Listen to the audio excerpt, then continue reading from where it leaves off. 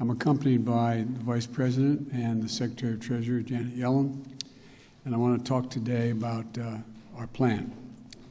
And the January job numbers came out today, and while we're grateful for everyone who found work and is earning a paycheck, it's very clear our economy is still in trouble. We added just 6,000 private sector jobs in the country last month. Overall, we added 49,000 jobs. And this at a time when we have more than 10 million people out of work. 4 million people have been out of work for 6 months or longer. And 2.5 million women have been driven from the workforce. 15 million Americans are behind in the rental payments. 24 million adults and 12 million children literally don't have enough food to eat. These aren't Democrats or Republicans, they're Americans, and they're suffering. They're suffering not because of anything they did. Through no fault of their own, they're suffering. Once-in-a-century virus has decimated our economy, and it's still wreaking havoc on our economy today. And so much of it is still about the virus. We're still in the teeth of this pandemic. In fact, January was the single deadliest month of the whole pandemic. We lost nearly 100,000 lives. I know some in Congress think we've already done enough to deal with the crisis in the country. Others think that things are getting better and we can afford to sit back and either do little or do nothing at all. That's not what I see. I see enormous pain in this country. A lot of folks out of work, a lot of folks going hungry, staring at the ceiling tonight wondering, what am I going to do tomorrow? A lot of folks trying to figure out how to keep their jobs and take care of their children. A lot of folks reaching the breaking point. Suicides are up, mental health needs are increasing, violence against women and children is increasing. A lot of folks are losing hope. And I believe the American people are looking right now to their government for help, to do our job, to not let them down. So I'm going to act. I'm going to act fast. I'd like to be doing it with the support of Republicans. I've met with Republicans. There's some really fine people who want to get something done, but they're just not willing to go as far as I think we have to go.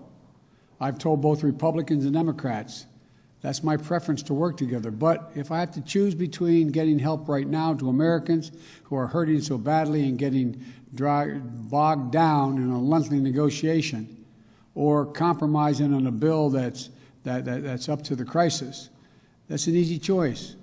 I'm going to help the American people who are hurting now. That's why I'm so grateful to the House and the Senate for moving so fast on the American Rescue Plan. Here's what's in that plan. First, it puts $160 billion into our national COVID-19 strategy, which includes more money for manufacturing, distribution, and setting up of vaccine sites, everything that's needed to get the vaccines into people's arms. There's simply nothing more important than us getting the resources we need to vaccinate the people in this country as soon, as quickly as possible. So job number one of the American Rescue Plan is vaccines. Vaccines. The second, the American Rescue Plan is going to keep the commitment of $2,000, $600 has already gone out, $1,400 checks to people who need it. This is money directly in people's pockets. They need it. We need to target that money, so folks making $300,000 don't get any windfall. But if you're a family that's a wage earner, each of the parents, one making 30 grand, one making 40 or 50, maybe that's a little more than, well, yeah, they need the money, and they're going to get it. And here's what I won't do. I'm not cutting the size of the checks. They're going to be $1,400, period. That's what the American people were promised. Very quickly, here's the rest of my plan. It has money for food and nutrition so that folks don't go hungry. I think our Republican friends are going to support that. It extends unemployment insurance, which is going to run out on March 13th of this year to the end of September of this year, because we're still going to have high unemployment. It helps small businesses, thousands of whom have had to go out of business. It has money to help folks pay their health insurance. It has rental assistance to keep people in their homes rather than being thrown out in the street.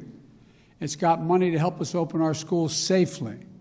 It has money for child care, for paid leave. It gets needed resources of state and local governments to prevent layoffs of essential personnel, firefighters, nurses, folks who are school teachers, sanitation workers. It raises the minimum wage. It's big and it's bold, and it's a real answer to the crisis we're in. That's one more thing, and I want to say it very clearly on this, be very clear on this point. It's better economics. It not only addresses the immediate crisis we're in, it's better for the long-term economic health of our nation and our competitiveness. My plan creates more jobs, creates more economic growth, and does more to make us competitive with the rest of the world than any other plan. Don't take my word for it. Just look at what leading economists across the nation have said and in the world and across the ocean have said. Wall Street investment firm Moody's says, if we pass the American Rescue Plan, it will lead to 4 million more jobs than otherwise would be created. The nonpartisan Brookings Institution has looked at the American Rescue Plan and said the GDP will reach pre-pandemic projections by 2021, meaning we'll have recovered by end of 2021. Much sooner, by the way, than if we do nothing. Look, just this week, the Congressional Budget Office projected that if we don't take action, it would take until the year 2025 to return to full employment. There's also a growing chorus of top economists, right, center, left, that say we should be less focused on the deficit and more focused on the investments we make and can make now in jobs, keeping families out of poverty, and preventing long-term economic damage to our nation. The simple truth is, if we make these investments now, with interest rates at historic lows, we'll generate more growth, higher incomes, a stronger economy, and our nation's finances will be in a stronger position as well. And the payoff won't just be in jobs, but in our global competitiveness as well, because we'll be regaining our economic strength faster. So, the way I see it, the biggest risk is not going too big if we go too small. We've been here before. When this nation hit the Great Recession that Barack and I inherited in 2009, I was asked to lead the effort on the Economic Recovery Act to get it passed. It was a big recovery package, roughly $800 billion. I did everything I could to get it passed, including getting 3 Republicans to change their votes and vote for it. But it wasn't enough. It wasn't quite big enough. It stemmed the crisis, but the recovery could have been faster and even bigger. Today, we need an answer that meets the challenge of this crisis, not one that falls short. And that's the issue facing the country right now. What Republicans have proposed is either to do nothing or not enough. All of a sudden, many of them have rediscovered fiscal restraint and the concern for the deficits. But don't kid yourself. This approach will come with a cost. More pain for more people for longer than it has to be. Secretary Yellen talks about the scarring effect that comes with prolonged economic pain. We see that scarring effect in economic data, but more important, we can see it in the lives of people living with long-term unemployment, living in hunger, at wits' end over how to keep their jobs, take care of their kids. And then she talks about the need to alleviate long-term suffering in the economy. We can do that. We don't have to wait until 2025 to get back to full employment, which will be the case if we don't do this. Again, independent analysis from places like Moody's on Wall Street, Brookings Institution, the American Rescue Plan could achieve that by the beginning, full employment by the beginning of next year. So to me, This is what this moment comes down to. Are we going to pass a big enough package to vaccinate people, to get people back to work, to alleviate the suffering in this country this year? That's what I want to do. Or are we going to say to millions of Americans who are out of work, many of whom have been out of work for 6 months or longer, who've been scarred by this economic and public health crisis, don't worry, hang on, things are going to get better. We're going to go smaller, so it's just going to take us a lot longer, like until 2025. That's the Republican answer right now. I can't in good conscience do that. Too many people in the nation have already suffered for too long through this pandemic and economic crisis.